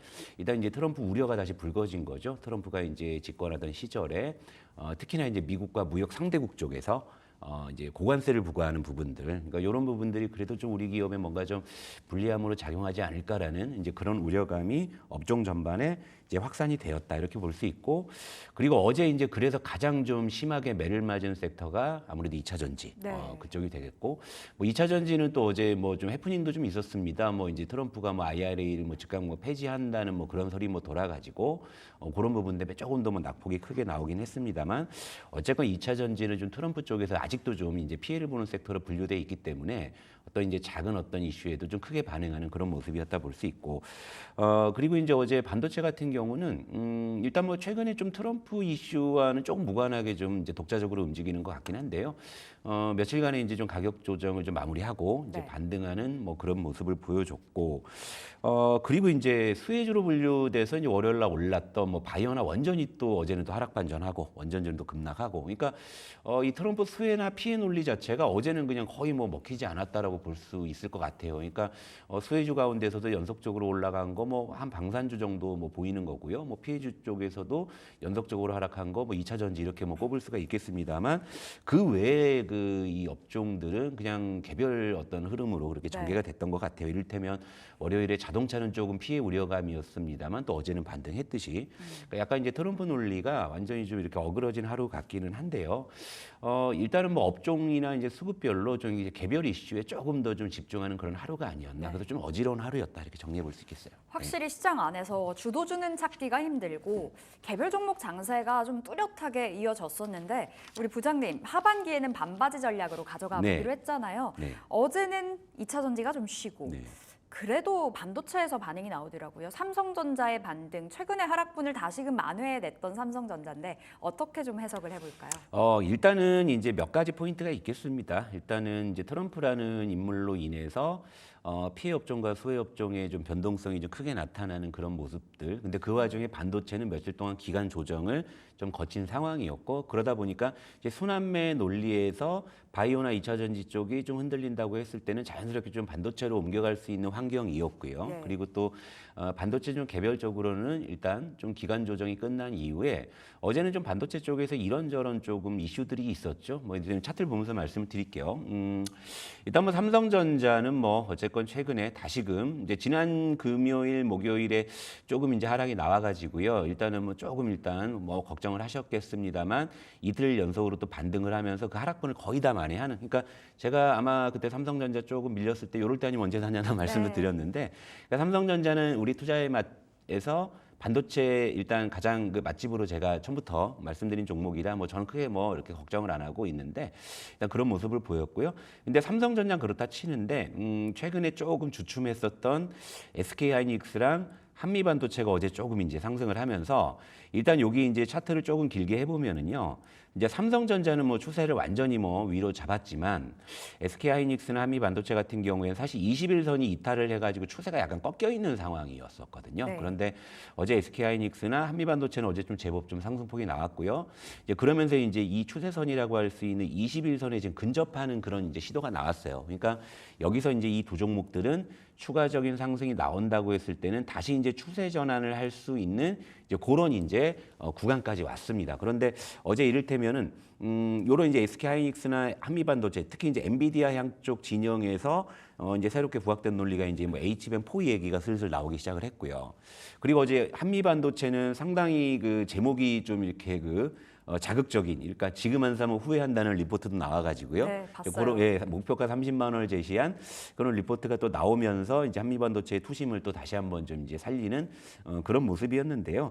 일단은 뭐 반도체의 전체적인 그래도 흐름은 어제 같은 경우도 그래도 이제 대형 반도체군 쪽에서 이런 흐름이 나온 거지 중소형 반도체 쪽은 아직 이렇다 할 좀 이렇게 반등의 좀 기미가 보이지 않고 있어요. 그래서 반도체 섹터는 역시 이제 종목 선정의 난이도가 있기 때문에 저는 섹터 전체는 여전히 좀 매운맛으로 이제 평가를 하고 있고, 그러니까 네. 그 안에서 우리가 이제 슴슴한 맛의 종목을 이제 선정해서 들어가는 지혜가 필요하다 이렇게 정리해 드릴게요. 네. 원래는 이제 형님이 가면 아우가 간다 논리로 좀 움직이기 마련인데 그게 좀 먹히지 않는 장세인 것 같습니다. 지금 반도체 대형주들은 더 갈 수는 있으나 중소형주 안에서 어떤 종목이 좋을까 찾기에는 지금은 좀 이르다, 시기상조다라는 쪽에서 풀어주셨고 여전히 삼성전자는 순한 맛, 보통 맛으로 가져가 보시면 되겠습니다.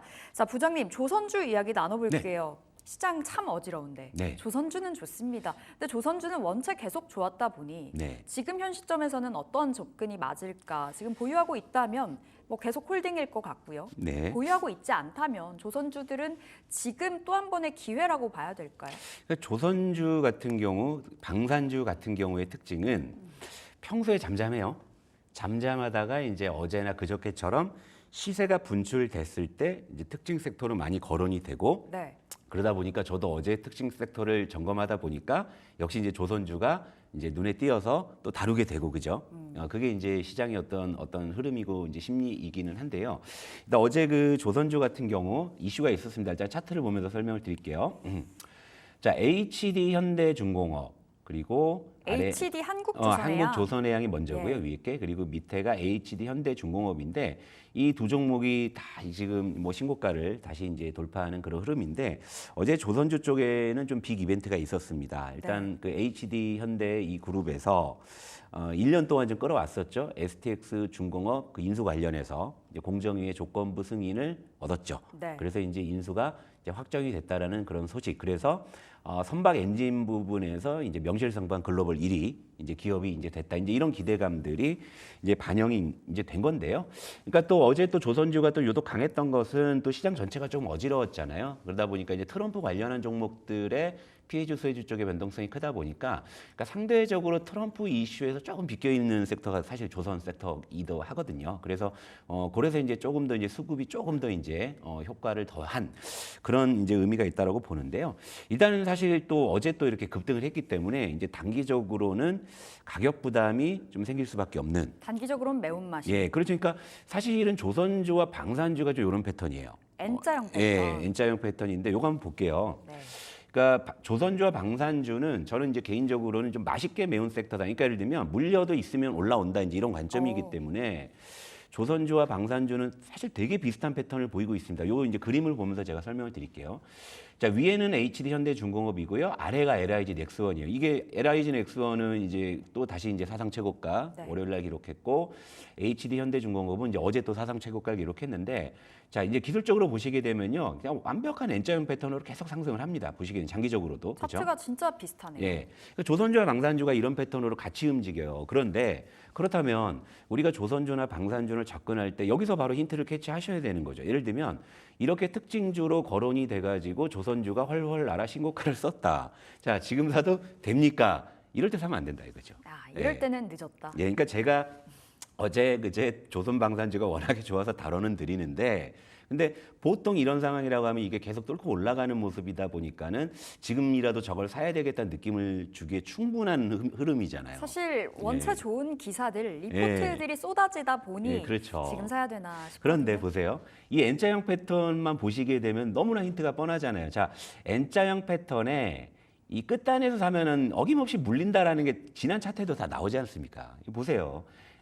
HD 현대중공업도 그랬고요. LIG 넥소. 그러니까 예를 들면 중장기적으로는 상승 파동이잖아요. 그러니까 이게 맛있게 매운 섹터인데, 근데 이걸 단기로 여러분들께서 이걸 뭘 하신다라고 생각하게 되면, 예를 들면 여러분들이 운이 안 좋으셔갖고 이런 N자형 패턴에 요 구간들 있잖아요. 요 구간들에 이제 쫓아가시면은요, 어쩔 수 없이 기간 조정 때문에 한동안 물릴 수밖에 없는 패턴을 그대로 그려주고 있잖아요. 그럼 이렇게 우리가 이제 가설을 세워 본다고 하면, 자, 지금의 이제 시세의 어떤 구간들이 있잖아요. 그죠? 예. 물론 여기서 이제 N자형 파동에 이제 그 기울기가 더 올라갈 수도 있겠지만, 이렇게 본다고 했을 때는 결국에는 다시 한번 꺾인 다음에 N자형 패턴을 다시 만드는 패턴이 가장 유력해 보이잖아요. 자, 그럼 이걸 지금 사야 되겠습니까? 지금은 그렇죠. 아무래도 네. 좀 어렵죠. 그러니까 어제 그제 조선주 방산주 이제 호재 이슈 있어갖고 급등한 거 다 좋지만 그건 뭐냐면 그럼 나중에 조선주 방산주가 충분히 이런 N자형 패턴을 잘 응용해가지고 조정을 충분히 받았을 때 그때 이제 분할 매수로 좀 사놓으신 다음에 이런저런 이슈로 이렇게 급등해서 N자형 패턴을 다시 이제 그리는 그런 구간들 있잖아요. 그럴 때 이제 트레이딩을 하시면은요, 이건 중장기적으로 사실 이건 사골 우려먹듯이 우려먹을 수 있는 패턴이거든요. 그러니까 단기적으로는 그래서 메울 수 있는, 그러나 중장기적으로 보면은 보통 맛이라고 말씀드릴 수가 있고, 그럼 왜 제가 중장기적으로 보통 맛으로 말씀을 드리냐면 여기서 또 우리가 힌트를 찾아볼게요. 자, 일단은 저는 조선주 쪽에서는 이제 굳이 접근한다면 HD 현대미포가 전 좋아 보이는데, 네. 자, 얘도 이제 지금 최근에는 N자형 패턴인데 계속 N자형 패턴이 계속 이어지고 있잖아요. 그죠?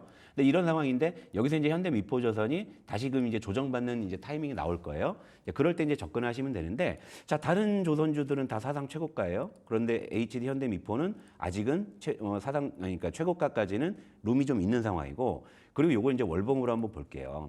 자, 어제는 뭐 M&A 이슈가 있어가지고 이제 강한 모습이었지만, 자, 조선주의 지금 기본적인 모멘텀이 뭐죠? 일단 기본적으로 신조선가가 사상 최고치에 육박하고 있는 이런 상황이잖아요. 그 사상 최고치가 언제였냐면 요 2008년 요 즈음이었어요. 네. 요 즈음이었는데 요때 현대 미포조선의 이 주가가 어느 수준에 있습니까? 여기 있잖아요. 최고치가요. 그러면 여기까지는 이 정도의 룸이 있다라는 거예요. 물론 여기까지 다 간다라고 장담할 수는 없죠. 하지만 중장기적으로 봤을 때는 과거의 신조선가 대비해서 지금도 거기에 사상 최고치에 육박한다고 봤을 때, 그럼 조선주는 중장기적으로는 더 올라갈 룸이 있겠구나. 다만 단기적으로는 바로 이런 N자형 패턴의 이런 모습 때문에, 어디 갔냐? 여기 있다.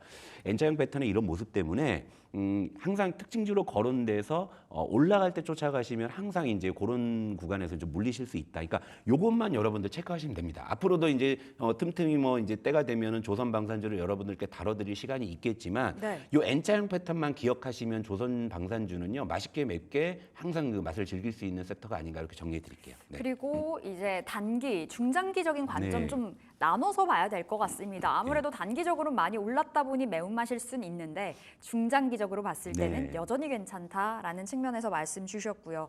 자, 그러면 지금 조선주 현 시점에서 좀 들어갈 수 있는 종목은 찾기는 좀 아무래도 너무 높죠. 아니, 그래서 저기 아까 말씀드렸죠. HD 현대미포가 보시게 제일 되면 베스트다. 예, 여기 아직 뭐 이전 고점까지는 아직 뭐 룸이 좀 있는 상황이기 때문에, 다만 지금 들어가시면 살짝 물릴 수 있으니까. 알겠습니다. 그러니까 조정을 이용해서 N자형 패턴 꼭 기억하시고요. 네. 네, 우크라이나 재건 이야기 나눠보겠습니다. 우리 어제였나요? 네. 우크라이나 재건 이제 연속적으로 흘러갈까요? 라는 질문을 드렸었고, 이제 군집성을 보여서 네. 이제 시세의 단발성은 아니라 이제 시작될 거다라는 측면에서 말씀 주셨잖아요. 확실히 어제 개장하고 또 한 번의 강한 움직임이 보여졌는데 어떻게 해석을 해봐야 될지 진짜 시세가 이어지네요, 부장님. 그러니까 이게 사실은 그러니까 약간 좀 테마성이 강한 섹터라서 뭐 이러다 말겠지라는 생각을 할 수도 있는데, 그러니까 지금 이제 시장의 어떤 좀 여러 가지 이제 분위기나 환경들을 봤을 때는, 그러니까 하반기에는 뭔가 이제 새로운 이제 테마들이 이제 출현할 수 있는 분위기 같고요. 그리고 지금 패드워치에서 이제 9월 금리 인하 가능성을 거의 100%로 이제 찍어버린. 그러니까요. 그러니까 이제 금리 인하를 이제 거의 한다라는 쪽이기 때문에, 그럼 이제 하반기에는 그래도 상반기보다는 좀 유동성 효과가 우리 시장에 조금 더 이제 힘을 좀 불어넣어줄 수 있을 것 같은데, 그렇다면 그런 풍부한 유동성이 지금까지 많이 올랐던 녀석을 더 밀어올리기 위해서 아마 들어올 거냐, 아니면 그래도 아직 손이 타지 않은 신선한 쪽에서 무언가 새로운 트렌드를 만들 거냐 본다면, 저는 역시 후자 쪽의 가능성이 높다고 보고, 그러니까 그런 쪽에서 이제 착안을 한 거죠. 그러니까 실제로 우크라이나 재건 관련한 테마가 실체가 있느냐 없느냐, 이건 사실 두 번째 문제일 수 있습니다. 왜냐하면 테마주 같은 경우에는 어떤 그 본질보다는 그런 어떤 기대감이나 수급 이런 부분들이 시세에 결정적인 영향을 주기 때문에 그러는 것인데, 근데 이 그림을 보면서 설명을 드릴게요. 자, 이제 어제도 한번 제가 언급해드렸던 SY 스틸텍이라는 종목이 이제 어제는 아예 그 장중에 상한가를 기록을 하는 네. 그런 모습이었고, 관련한 종목들이 굉장히 좀 크게 움직였는데, 또 어제 이제 또 의미 있는 시그널이 뭐였냐면요. 월요일 같은 경우에는 단순히 그냥 좀 약간 테마성 종목 위주로 움직였다고 한다면, 어제 같은 경우에 이 중간에 있는 녀석이 HD 현대건설기계입니다. 이 종목이 어제 장중에 이제 14% 급등을 했어요. 물론 HD 뭐 현대 중공업 그룹의 뭐 STX 중공업 인수가 여기에 조금 더 이제 플러스 알파 요인을 줬을 수도 있겠습니다만, 이런 어떤 건설기계 쪽도 움직였다는 거고, 그래서 얘만 보면 조금 신뢰도가 낮아가지고 다른 건설기계를 찾아보니까 진성 TEC 같은 종목도 반응을 했단 말이죠. 네. 진성 TEC도 어제 장중에 약 10% 정도 급등이 나왔어요. 그러니까 이틀 정도 지나 보니까 우크라이나 재건 테마가 좀 기존의 좀 테마군의 종목에서 이제는 조금 주변 종목으로 수급이 확대되는 모습인 거죠. 예. 아, 이거 연속성이 좀 있겠다. 그리고 이제 어제 제가 관심주로 말씀드렸던 이 현대건설 같은 경우에도 월요일날 상승했다가 어제도 사실은 이제 반납하지는 않는 이런 흐름들을 본다고 했을 때는, 아, 요거는 조금 더 이제 이어질 수 있겠다는 생각이기 때문에 좀 테마군 중에서는 이제 제가 하반기에는 일단은 로봇 게임 쪽을 좀 보고 있고, 우크라이나 재건 쪽은 사실 연속성이 어디까지 갈지는 그건 아직은 좀 미지수기는 해요. 그러나 이번 주 이틀 정도의 모습을 봤을 때는 좀 수급이 굉장히 좀 많이 네. 좀 들어오는 그런 모습이 관찰됐기 때문에 좀 관심을 가져볼 필요가 있지 않나. 그러니까 변동성 자체는 굉장히 좀 매울 수 있는데, 그 안에서도 아직은 좀 순한 종목들이 꽤 있기 때문에 그런 종목 위주로 좀 접근하시면 그래도 좀 승산이 있지 않나 이렇게 보고 있어요. 좋습니다. 그러니까 지금 공격적으로 접근하자라는 말씀은 아니시고요. 여전히 좀 지켜보되 좀 수급적인 부분에서 확산세가 이어지고 있다 보니까 연속성을 보여줄 가능성이 있다. 이렇게 좀 보고 계시네요. 현대건설을 지금 자리 여전히 매력적이라고 보통 맛이라고 말씀 주셨습니다. 자, 앞서서 부장님 우리 반도체 이야기했었는데 네. 다시 거슬러 한번 올라가 네네. 볼게요. 반도체 안에서 삼성전기 이야기 좀 해봐야 되겠습니다. 네. 삼성전기 7월 들어와서 한 10%가량 올랐는데 지난번에 삼성전기 좋다, 네. 보통 맛이다 말씀해 네. 주셨던 기억이 나거든요. 여전히 괜찮나요? 제가 사실 우리 투자의 맛에서 반도체 이야기할 때 섹터가 매우니까 이제 종목은 좀 순하게 접근하려면 이제 탑픽은 삼성전자, 그리고 이제 곁다리로 삼성전기, 그죠? 그리고 또 하나 꼽자면 이제 LG전자. 그게 아니라면 그러니까 코덱스 반도체 같은 인덱스, 이렇게 말씀을 드렸는데, 자, 그림 한번 보면서 설명을 드릴게요. 자, 삼성전기가 이제 얘도 좀 늦게 도둑질을 하죠. 어제 이제 굉장히 좀 강한 상승을 했기 때문에 사실 이번 달 상승률만 놓고 보게 되면은 형님인 삼성전자를 추월해 버렸어요. 네. 예, 그런 모습인데, 자, 이제 위에는 이제 삼성전자죠. 삼성전자는 뭐 계속 이제 수은하게 아주 그냥 안정적으로 올라오고 있는 상황이고, 이제 삼성전기 같은 경우는요, 사실은 최근에 좀 주가에 부침이 있긴 했었습니다만, 추세적으로는 올라와서 어제 이제 다시 52주 신고가를 이제 쓰는 흐름이었고요. 그리고 이제 반도체 쪽, 그러니까 대형 IT 쪽에서 제가 또 하나 이제 좀 관심 종목으로 말씀드린 거는 LG전자인데, LG전자는 뭐 물리진 않았잖아요. 그래도 왜냐하면 보세요.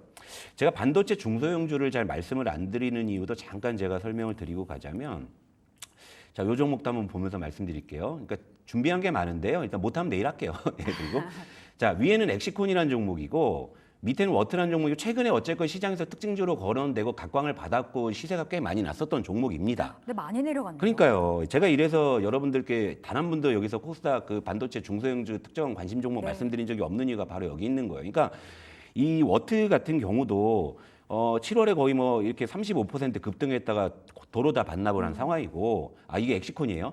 근데 워트 같은 경우도 6월 달에 이렇게 쭉 올라갔다가 지금 이렇게 쭉, 그러니까 반도체 중소형주가 이래서 연속성이 없기 때문에 그래서 제가 이제 반도체 쪽, 특히 중소형주 쪽은 매운맛이라고 말씀을 드린 이유가 이런 연속성이 없는 건데요. 그러나 이런 이제 반도체 대형주 같은 경우에는요, 오늘 또 자료를 너무 많이 준비를 해놔. 여기 있다. 준비를 너무 열심히 네, 하셨어요. 삼성전자, 삼성전기, LG전자 한번 추세 잡으면 그 추세가 쉽게 꺾이지가 않잖아요. 그러니까 대형주는 코끼리예요. 코끼리니까 코끼리가 한번 방향 잡으면 이제 그렇게 올라가는 관점이잖아요. 그래서 이제 저는 여전히 반도체 쪽에서 탑픽은 삼성전자, 삼성전기. 물론 이 둘은 단계 시세가 좀 낮죠. 부담되시면 LG전자 이렇게 말씀드릴게요. 네. 확실히 말씀 주셨듯이 반도체 대형주들은 견고하게 그리고 상승을 이어가고 있는데 중소형주 매운맛이라고 말씀 주셨는데 좀 부침이 뚜렷합니다. 이 안에서도 투자 방향성 잘 잡아보시면 좋을 것 같고요. 오늘 조성우의 투자의 맛은 여기서 맞춰보도록 하겠습니다. SK증권 조성우 부장 함께했습니다. 말씀 고맙습니다. 네, 출발 딜사이트 1부 여기서 마쳐보도록 하겠고요. 2부로 넘어가서 여러분들의 탄탄한 전략 챙겨드리도록 하겠습니다. 기다릴게요. 고맙습니다.